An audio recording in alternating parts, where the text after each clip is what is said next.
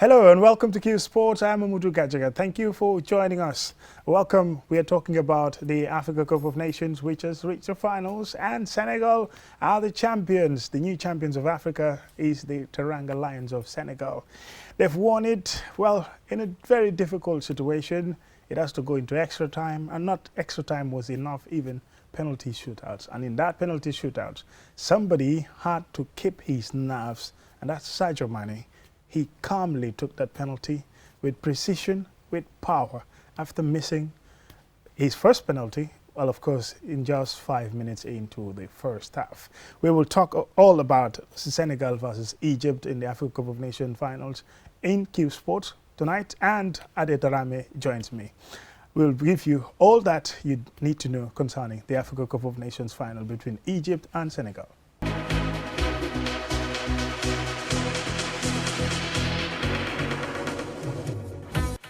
Welcome and thank you if you're just joining us. This is Qsports and I am Mohamed Salah. We're talking about the Africa Cup of Nations final between Egypt and Senegal. Senegal eventually won it in the hard way. Mr. Darame, you must have watched the match, and how does it feel to see the Teranga Lions after two previous attempts, failing on both occasions, and now the third time came calling, and it was against the giants, Egypt. Giants of Egypt, who were going for an 8th title. And yesterday, Gajaga, I can tell you, I can promise you, yesterday I was Senegalese. I was rooting for them. I was nervous for them. I was convinced when it went into extra time and penalties that they were going to lose. I was really, really fearful. And, and I said to you before, I was so nervous that I had wanted to post a graphic which showed that the previous 4 times that they had played, the results had gone Senegal, Egypt, Senegal, Egypt. So, of course, the next one should be Senegal, and, of course, it turned out to be, but I didn't want to post that graphic in case it ended up being a jinx. But what drama and what a way to win. Fantastic. Well, redemption for Aliou Cisse, the coach. Remember in 2002, he was the player who missed the penalty that gave Cameroon the title. And then again in 2019, then he was a coach against Algeria. This must have been something special. You know, I mentioned it again to you, and I said it was kind of double redemption for those things. And of course, the 2019 one, you and I watched it together at Westfield on the big screen, and everybody was rooting for Senegal. And then this freak goal, as I keep describing it, ended up denying him. And you know, people started saying, "Oh, he's under pressure." El Hadji Diouf, before this tournament, said, "Look, anything less than winning it is failure, and he should be sacked." I mean, talk about putting pressure on your former colleague and your former captain. But he held his nerve, the team held their nerve, and as they went through the competition, they got better and better. They struggled against Zimbabwe. We remember in the first game, it needed a 93rd minute penalty to dispatch Zimbabwe. We're thinking, this is the top-ranked team in Africa. Why are they struggling like this? But, come the final, as I said, real drama right to the end. Well, what really went okay for Senegal, because in the game they dominated possession and should have taken the lead through Sadio Mane in that first penalty award that he got just 5 minutes into the game. I mean, football can be like that. You can dominate and not win. I saw one match in the Premier League recently where the team that lost had 73% of the possession. I've played in a game where the team that I played for had 80% of the possession, and we lost 4-0. If you tell anybody that, it sounds ridiculous. But they just couldn't score. And one of the reasons they just couldn't score, of course, Abu Gamal in the, Gabaski, as he's also known, in the Egyptian goal. He stopped everything that came his way, and of course he even stopped a penalty in the shootout, as he had done, of course, in the game against Cameroon in the semi-final. And so that's really why they couldn't score. I mean, they had loads and loads of chances, and in terms of possession, in terms of they were the ones who took the game to Egypt, and Egypt seemed to play on the counter. I joked that Egypt were doing a Gambia, kind of soaking up the pressure and hoping to sort of counter and play on the break. It just would not come for them. And as I said earlier, I was really fearful, especially because of Gabaski's heroics throughout the tournament. Ever since he came into the team. Imagine this guy's 33, and it's only now that he's managed to kind of get into the team on any kind of basis, and that's because of injury. Otherwise he wouldn't have been the number one. But they couldn't get past him, and he was solid and rightfully, won Man of the Match award. Yeah, looking at the final, there are lots of talking points of, well, we talked about a little bit about the goalkeeper. Yeah. Also, when we look at the Senegal side, I think so many things really had gone well for them in the game. That domination of possession. Yeah. Remember late in the game when they brought in Amadou Bamba Dieng, you know, he had two shots, with brilliant shots, but this goalkeeper denied him again. Keeper was there. And I guess the goalkeeper had kind of laid down a marker, as you said at the intro there. In the 4th minute, penalty was awarded. By the time the penalty was taken, it was 5 minutes in. There'd been some whispering from Mohamed Salah to the goalkeeper, you know, this is my teammate. Da, da, da. But as the BBC commentator was saying, because I was switching between channels, the guy on the BBC was saying, well, you know, he's probably never seen Sadio Mane take a penalty, because at Liverpool, Salah is the penalty taker. But it proved, I mean, he blasted it with some force, and the keeper saved it. And that kind of laid down a marker as the kind of performance that he was going to have. And so it proved, you know, for the goalkeeper. And so it seemed that they would never be able to get past him. And but of course, eventually they did. But for players like Sadio Mane, well, I know for certain, I've seen players where they missed penalties in big moments, and for them, that was almost enough. They carry it along, it's in their head, it even shows in their performance. But Sadio just picked himself up. In fact, after missing the penalty, he was kind of cheering the crowd to say, you know what, we will do it, come on, we will continue doing what we do best. It took nerves of steel for him to actually come and take that penalty at the end, the 4th, you know, to make it 4-2 and win the match. Because in his head and in the head of the goalkeeper, there's kind of mind games going on. Is he going to go to the left, to the right? Because he knows if he goes down the middle, I'll save it. You know, he really kept his nerve. I mean, there was a point where all the fellow Senegalese players had hooked arms together, where he was walking up and down behind them. At some point, he didn't even look at some of the penalties. He was obviously psyching himself up for the moment that, okay, if it is my turn to take, what do I do? Which way am I going to go? But I'm telling you, when he walked up, something just told me, he's going to do it. I mean, suddenly I thought, yes. I felt all along if he went to penalties, they wouldn't do it. But I thought, no, there's no way he's going to miss 2 penalties in the same game. And of course, he buried it absolutely brilliantly. And we still have to talk about the Egypt goalkeeper, Abu Gamal Gabaski. Yes. Concerning the bottle, they call it the magic bottle. Well, I know in Africa, for the most part, when you see these kinds of things, you would think they're new, and some would even associate it to black magic or whatever spiritual means or so. But this one is completely kind of a study being done on a particular team. Their penalty takers. That's right. Get their names, you know, attached to a bottle. And apparently each player, yes, exactly. Where they likely to where they go left or right, and right. So on. Yeah. So it really worked very well. It worked for him, and you know, it made you realize that planning is very important, because he saved a number of penalties, you know, in the Cameroon game again. So it's not just luck. You know, he's done his work, he's done his homework, you could say, and sure enough, you know, it paid off for him. And others will be thinking, maybe I should do that. Because when I saw, you know, this game was going to go to penalties, I did wonder. I wonder if Senegal have actually studied how the Egyptian penalties, I mean, some of the Egyptian penalty takers were not on the field. Yes. So, you know, it wasn't exactly the same people who took the penalties against Cameroon. So it's slightly different, but it did make me wonder. I wonder if they've studied them in the way that, you know, Abu Gamal has actually studied these people. Yeah. For Senegal, initially for me, when it went to penalties with Abu Gamal's steadfastness in goal and then his confidence, I was thinking, can Senegal beat him? You know, can they get past the goalkeeper? But most of the penalty takers came up, you know, have their nerves down, apart from, what's his name again? Abu Jallo, who came, you know, almost, you know, blasted it, but the goalkeeper saved it. Yeah, and he went in for every Senegal spot kick almost on the same direction. He went in the direction of the ball. Kick. Even whereas he didn't save it. So that was you know, absolutely brilliant. When you're a player, if you're on the pitch and a keeper does that, you start to think, we're never going to beat this player. And, you know, that's part of the mind games, because that goalkeeper now is, as they say, in your head. You know, you're thinking, that's why sometimes you see people blaze over the bar, because they think, yeah, of course, he saved this one, he saved that one. well, I'm going to put this one so far out of reach, and they try and go for right in the top of the goal, because many times keepers dive. And of course, when you try and go for the top of the goal, sometimes you could end up going over the bar. And we've seen that sometimes. And some of the ones that miss, that hit the bar and so on, is because you're trying to hit it as far away from the keeper as is possible. So, all these things, they matter, these kind of mind games that go on. Yeah.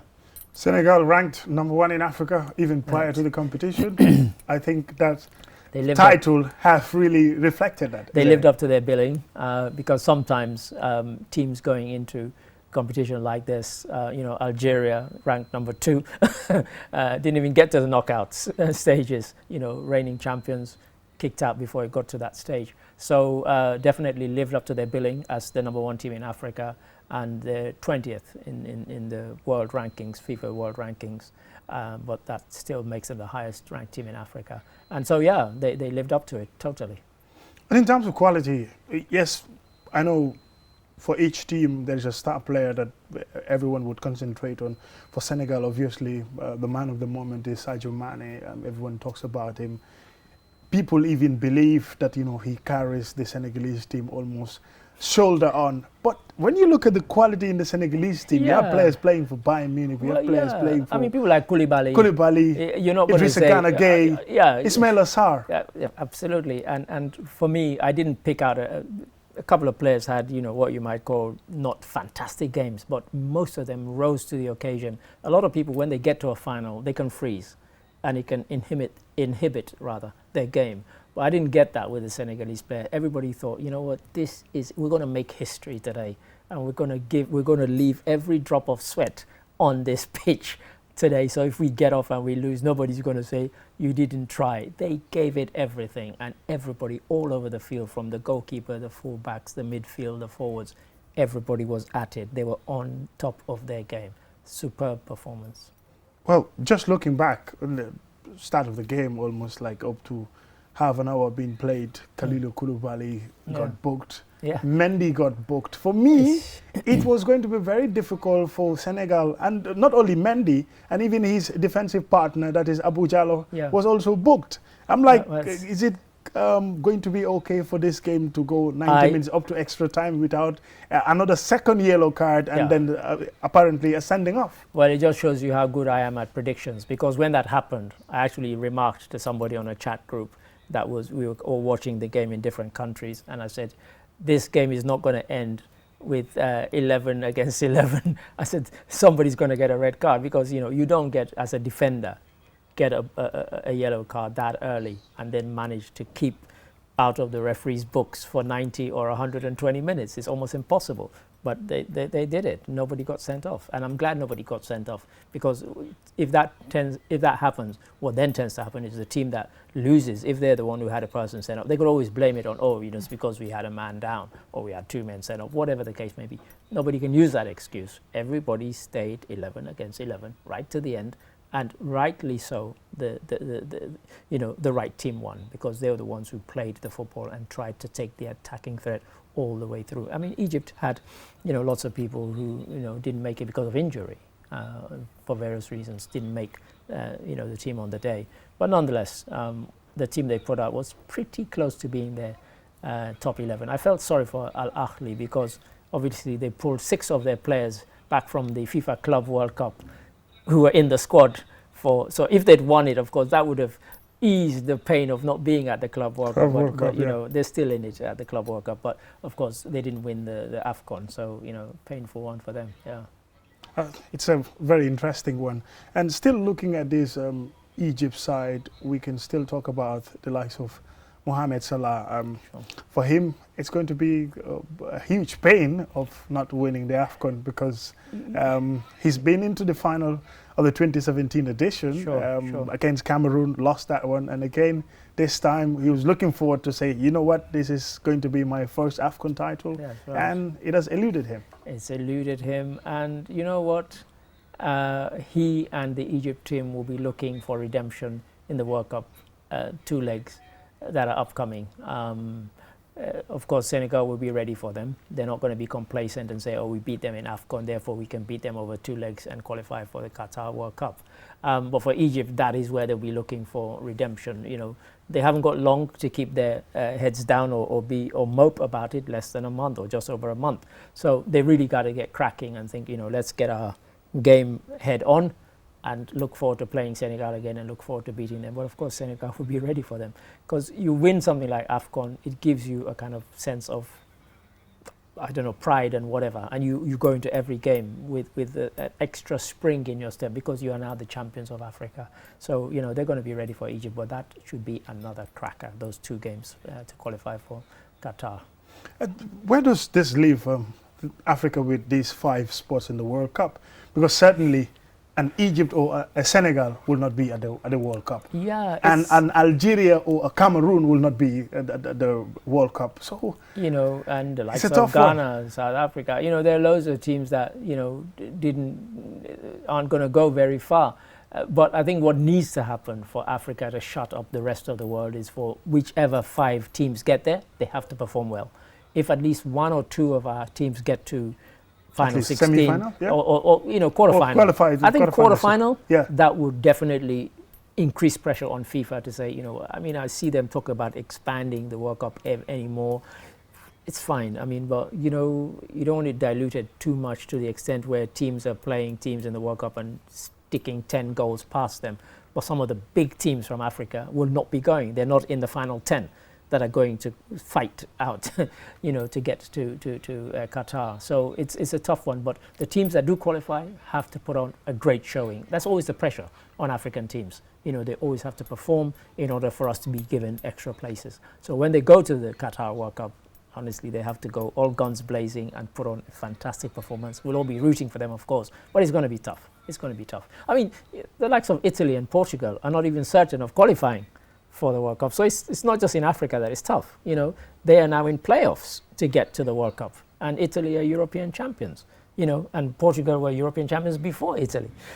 So it's a tough one. It's getting tougher and tougher, and the standard is rising all the time. The standard is rising all the time. So, you know, nobody can be complacent, least of all Africa. So when we go there, we have to perform. We have to because a lot of pressure is coming from the likes of Europe, saying, you know, why could it be that a team like Italy might end up not getting there? Why could it end up with Portugal not getting there? And yet you're talking about giving more places to Africa. And these European teams and European FAs, they wield a lot of power in the corridors of FIFA and so on. And so if it comes down to that, I'm afraid we'll be the ones to suffer. I know whoever goes for FIFA presidency always wants the African vote. And so because of that, that's likely to push them towards giving at least another place or maybe another 2 places to Africa. But the pressure is going to be immense. It's going to be immense pressure, and still talking about the AFCON, the final. One man we've started talking about is Aliou Cissé. Having a local coach from Africa, you know, coaching a national team for this long. Is it 6 to 7, 8 years? 8 years. Yes, he's been coach of Senegal with all the criticisms, and he really proved his worth. I think it's patience. Because in certain countries, he wouldn't last for long. In Nigeria, in Ghana, and you know, other places, the criticism alone from the media will just put you off, and then the public will buy into it, and maybe it will get into the head of the FA and as well as government. Yes, I mean, some of the countries that you've just mentioned, in the time that he's been coach, they've had 6, 7, some of them 8 coaches. 8 coaches, yeah. Yeah, so patience, but also I think we have to commend them for sticking with him, because they must have seen that, you know, they keep talking about a golden generation. I know on the BBC they kept referring to them as this is the golden generation. But for people like me, the golden generation was the one that qualified for the 2002 World Cup. Yeah, that was in the quarterfinals. And got to the quarterfinals. Aliou Cissé himself, and you know, Henri Camara, you name it. We could name the whole team. You know, for us, that was the golden generation. So I was kind of a bit cheesed off when I heard the BBC kept talking about this team as being the golden generation. But what probably makes them so is that that team never won AFCON. This one has. So perhaps they're right in saying so. But, you know, there's a lot to play for. But you're right. They've been very patient with him. They've allowed him to build and rebuild the team. And if you look at the 2019 team, the team that lost against Algeria to this one, there's not been lots of people thrown out. Some just have retired because of age and so on, but he's kept and he's built on it. He's added some younger players, and we saw some exciting young players. And I don't know the name of the young man who didn't get on the pitch but was crying his eyes out when they won, and he had to be consoled by just about everybody. I mean, he was bawling his eyes out. But, the patience has paid off. And the patience with a local coach particularly has paid off. And we have to be grateful for that, because we always wanted to be that, yes, an African team can win Africa Cup of Nations with an African coach. I am thrilled beyond belief about that. Would it inspire other countries to go in for their homegrown coaches, get them to coach the national team and perhaps be a bit patient with them? Yes, I mean, we talked about Kamumalo at Burkina Faso. John Kista in Sierra Leone, there's a lot of pressure. There was pressure for him to be sacked. And he said, look, people can shout for me to be sacked, but, we were a penalty kick away from going through to the last 16. Why aren't they going to be patient? And I think if other countries exercise the same sort of patience that Senegal has shown with Aliou Cissé, they could also reap the benefit. And we need to inspire our coaches. These coaches, many of them, they're qualified to coach. You have now in Mohamed Kalon has the highest coaching badge that you can get in world coaching. And people were actually saying perhaps he should be the next coach, but he's been very quiet about that. He doesn't want to rock the boat, and he's a friend of John Kista's anyway. So he's supporting John Kista. But it would be great if African teams, and one of the things that delighted me was that in this AFCON, a lot of the African teams had African coaches, and we need to get to that. Otherwise, we're not giving our coaches a chance. We've seen also in this AFCON many former players, legends I would say for that matter, have been brought into their teams either kind of to inspire the players or maybe be sort of an advisory role or even just being the motivating factor. For Burkina Faso, Aristide Bansi was there. And then, talking about the local coaches, the Guinea coach Kaba Jawara, and then having all of these former players who were part of Pascal Fenduno was part of the team. Yeah. So I think this is something which really looks great for African It's football. something, and for me it was pleasing that Khalilou Fadiga was there when they won yesterday. He's my favorite Senegal player ever. I mean, I thought he was just brilliant, and of course because of a heart condition he had to gave up his football career, but absolutely loved him as a player, really classy player, very skillful. If you don't know what I'm talking about, watch all of Senegal's games in the 2002 World Cup. Trust me, you'll end up thinking he's your favorite player too. I mean, I absolutely loved him. So it was good to see him. It was good to see, the likes of Al-Hadji Diouf, who was, as I said, putting pressure on Aliou Cissé. But nonetheless, they were all there to support and lend a hand and try and bolster the boys and give them support. In the case of Cameroon, of course, you had Samuel Eto'o going in and giving a team talk. He's, of course, now president of the Cameroon FA. You had Roger Miller going in and giving a team talk and so on. For me, it was lovely to see. It was lovely to see. And, of course, Roger Miller is the man. He brought out the trophy at the end and placed it on the dais. So, it was great. It was great. But, we need more of that kind of thing where they bring in old players and make them feel part of the club, So, yeah. Absolutely lovely, and long may it continue. Well, just on the minute, some of the downsides about the AFCON, well, the crush that killed at 8 people at the Olympic Stadium, quite regrettable. It was, I mean, and they held a minute's silence for the games immediately after that. And we need to be able to address things like this. And when I heard about what had happened, it reminded me of an incident that I was involved in Sierra Leone. And I'm ashamed to say that, people knocked down a fence, and I was one of those who ran over policemen and soldiers who were guarding that fence to get onto the pitch. In my case, I actually had a ticket for the VIP stand, but the match had been sold. It was Sierra Leone against Ghana, which then included likes of Abedi Pele and so on. And it was oversold by about 4 times. So even though I got there 3 hours before kickoff, the stadium was full. Completely full. I couldn't believe it. And then somebody just pushed over. And it's the kind of thing that happens in Africa, and it's regrettable. It should not happen. As I said at the time when we discussed it on a couple of programs, a woman said, I took my son to a football match for the first time and I nearly got killed. Somebody pulled me up as I was being trampled for about 5 minutes. She said, had that person not done that, I would have died. And she said, I will never take my son to a football match again. So all sorts of tragic consequences, and of course, really, most of all, for those who lost their lives. So, you know, our condolences to them and their families. Yes, on that note, we say thank you very much for watching this broadcast, and it has been Qsports, and it's always lovely to have Adedarame here to talk about football, especially the AFCON. And until we come your way next week, keep on sporting, and bye for now.